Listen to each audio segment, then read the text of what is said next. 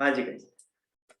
हाँ, तो मैं आपसे कह रहा था, मैंने कुछ आपको करेक्शन बताए थे, तो करेक्शन के हिसाब से आपका ये चेंज हो जाएगा सस्पेंस अकाउंट। तो पहले करेक्शन में दिखा दूँ आपको क्या क्या चीज़, ताकि क्लियर रहे आपको। चलिए एक जगह नोट किए थे, एक रुको जरा।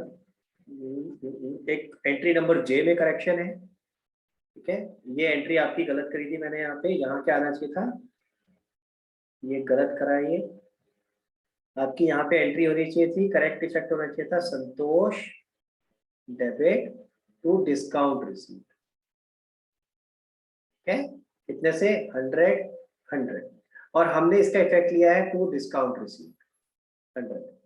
तो ये 100 कैंसिल हो जाएगा, संतोष बच गया, ठीक है। तो यहाँ आ जाएगा संतोष टू सस्पेंस। चेक करो, ये मैंने आपको भेजा होगा, भेजा था ये क्वेश्चन नंबर 1 के जे पार्ट में आप अच्छा ये पार्ट। ओहो, सॉरी सॉरी सॉरी सॉरी, सब गलत लिख दिया मैंने, बेकार में मेहनत करी थी। रुको एक सेकंड, तो मैं इसको जरा ठीक करता हूँ। सेकंड क्वेश्चन खोलता हूँ, आ गया भाई second question, okay. D part में गलती थी, सेकंड क्वेश्चन के डी पार्ट में यहाँ पे ये गलत, यहाँ पे आपका होना चाहिए था। देखो मैंने सब कुछ सही किया, लेकिन ये एरो गलत बना दिया। ये दोनों ही डेबिट हो रहे थे, तो ये नीचे आएगा, परचेज क्रेडिट होगा। तो यहाँ आपका रेक्टिफिकेशन क्या बन जाएगा, ये गलत लिख दिया मैंने। तो टू सेल्स तो होना ही था 15,000 से, और परचेज भी नीचे आएगा, तो टू परचेज हो जाएगा 15,000, यानी यहाँ पे सस्पेंस आ जाएगा 30,000। आ रही है मेरी बात समझ में, देखो ध्यान से। तो मैंने एंट्री सही लिखी हुई थी यहाँ पे, लेकिन गलती क्या कर दी कि परचेज का एरो ऊपर कर दिया। अरे वो तो ऑलरेडी ऊपर है, डेबिट में तो है। तो परचेज को जब यहाँ रेक्टिफिकेशन वाली साइड से, रॉन्ग इफेक्ट वाली साइड से ठीक करेंगे तो क्या होगा, नीचे आएगा। क्लियर हुआ गाइस? तो इसकी वजह से मेरा यहाँ सस्पेंस अकाउंट में फर्क आ जाएगा। ये 15,000 से टू सेल और टू परचेज हो जाएगा। तो ये जो बैलेंस ईडी है ये 30,000 से बढ़ जाएगा।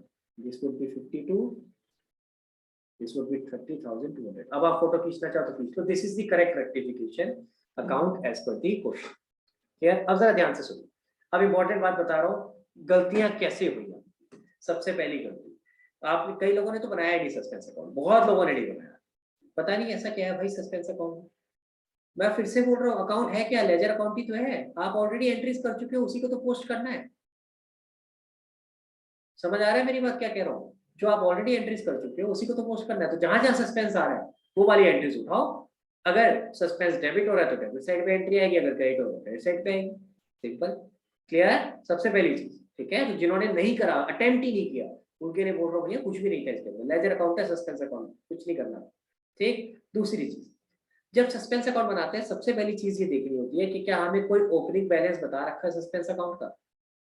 क्योंकि ओपनिंग होगा ही होगा, जब मैं सस्पेंस अकाउंट बना रहा हूँ तो ऑलरेडी कुछ आ रहा होगा, ये तो बाद में रेक्टिफाई कर रहा हूँ ना। तो क्वेश्चन में दिया या नहीं दिया वो चेक करो।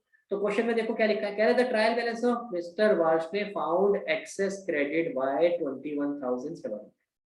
तो ट्रायल बैलेंस पे डिफरेंस आ रहा था, तो इसका मतलब ये कहाँ गया होगा, सस्पेंस में।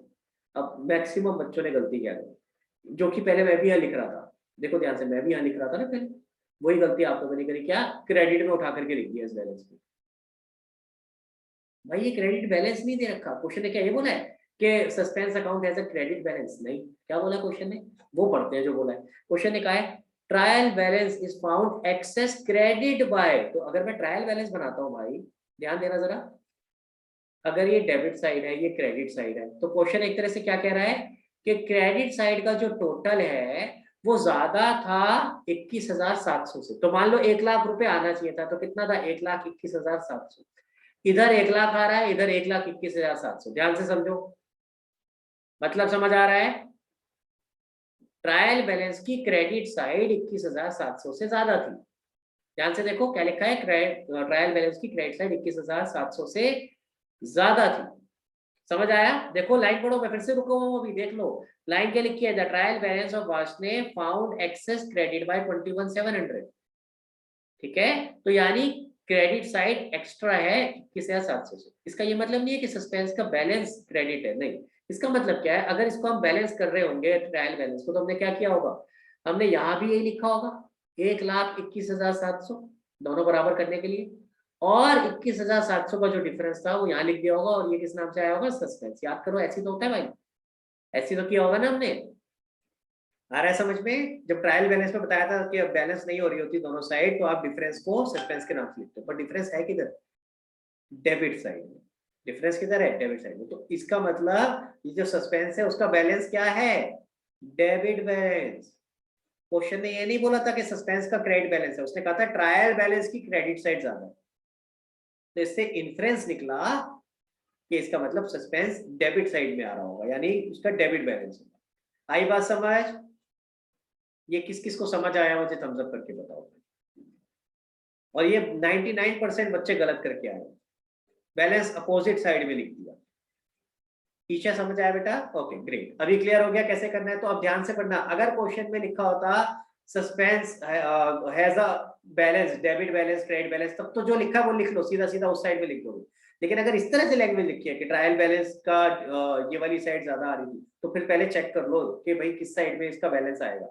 अपोजिट साइड में आएगा, जो लिखा हुआ है क्वेश्चन में उससे अपोजिट साइड में। क्लियर हो गया? तो आपकी पहली गलती समझ आ गई। तो आपको क्या करना चाहिए था बेटा?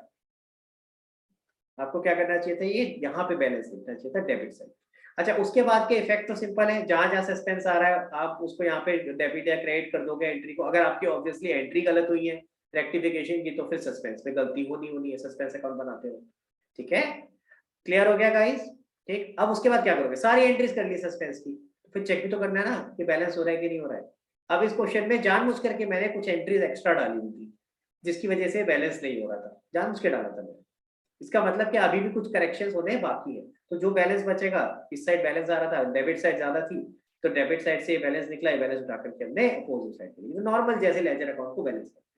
तो जरूरी नहीं है कि आपका सस्पेंस 100% मैच हो गया हो सकता है अभी भी कुछ गलतियां रह गई है, जो क्वेश्चन में बताई थी वो तो ठीक कर दिया, अभी भी हो सकता है बच गई। समझ आ गया? क्लियर हो गया? ठीक, अगर फिर से एक बात पे आता हूं, अगर मान लो इस क्वेश्चन में ये ओपनिंग बैलेंस नहीं गिवन हो, सो लेट्स फॉरगेट के हमें ओपनिंग बैलेंस दे रखा है, लेट्स अज्यूम के ओपनिंग बैलेंस नहीं दे रखा, ये नहीं दे रखा। ठीक है? तो ऐसे केस में फिर हम हमें हमें तो पता है ना कि सस्पेंस का ओपनिंग बैलेंस तो होगा ही होगा, बिना उसके तो हो नहीं सकता, सस्पेंस अकाउंट को तो हम खत्म कर रहे हैं ना, तो पहले तो ये एग्जिस्ट करेगा ही करेगा, तो कहीं ना कहीं तो बैलेंस आएगा डेबिट में क्रेडिट में, हमें तो पता नहीं है। तो ऐसे केस में ऊपर ये लाइन छोड़ देते हैं, ऊपर की लाइन छोड़ देते हैं, फिर ये जो बैलेंस निकल रहा था ये यहाँ नहीं आ रहा होता, फिर हम ये यहाँ लिख रहे होते बाय बैलेंस बीडी 30,200, यानी हम ये मान के चलते कि इस अकाउंट में ओपनिंग में क्रेडिट बैलेंस होगा 30,200, जो डिफरेंस निकल के आया, जस्ट एज एन एग्जांपल। वैसे 30,200 नहीं होगी, वैल्यू चेंज हो जाएगी जैसे ही मैं 21,700 यहाँ से हटाऊंगा।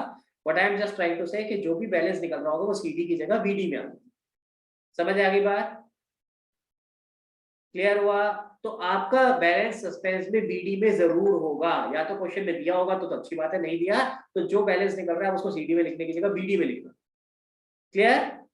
सबको क्लियर है ये बात? थम्स अप करके बताओ जल्दी से। चलो ग्रेट। तो गाइस और कोई डाउट किसी को? हाँ निशा पूछो, जल्दी से पूछो। सर इसमें आपने बोला जो बैलेंस सीडी में आएगा वही हम ऊपर लिख देंगे बाय हाँ, तो बैलेंस सीडी। सीडी नहीं लिखेंगे ना, क्योंकि आपका मैंने बोला ना कि ऑलरेडी बैलेंस तो आ रहा होगा, क्वेश्चन में तो दिया नहीं था। तो ऐसे केस में क्या करें? ऐसे केस में जब बैलेंस आप निकालोगे कुछ ना कुछ तो बैलेंस निकलेगा ही बेटा, वो बैलेंस उठा करके आप बीडी में लिख दोगे, यानी आप अज्यूम करोगे कि ये बैलेंस रहा होगा, क्योंकि क्वेश्चन में दिया नहीं।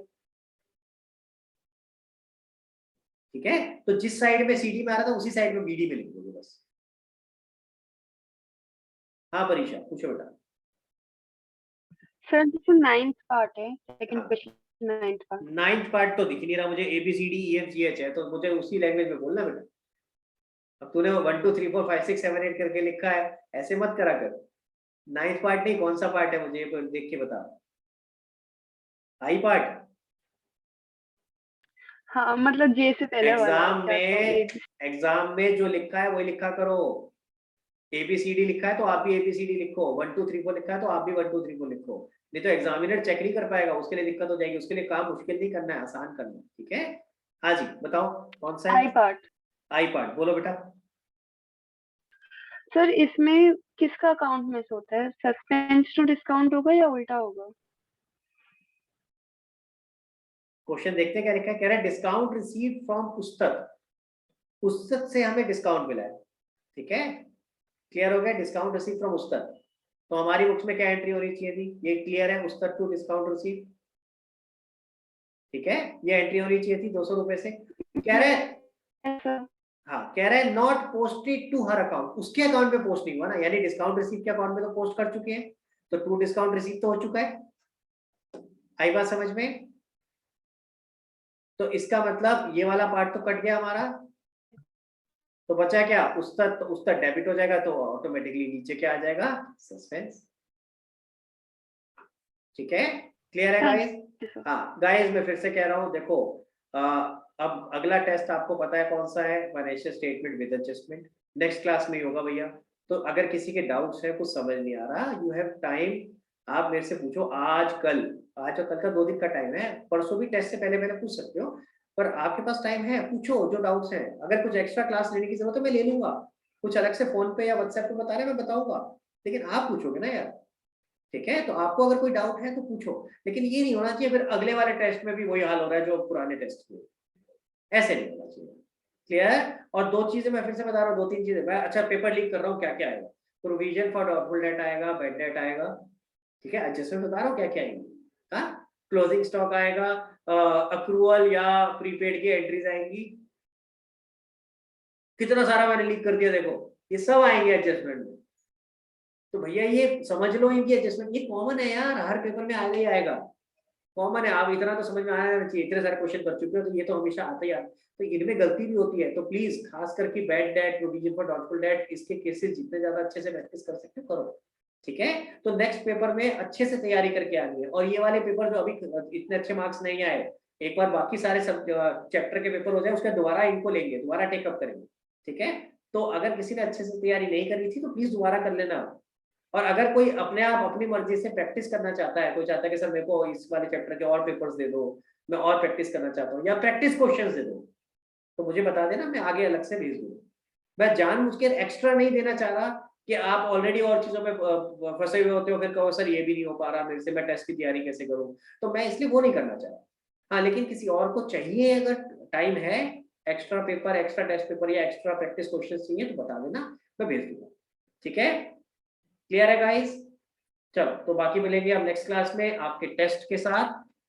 Bye bye guys, bye everyone, thank you so much, bye guys.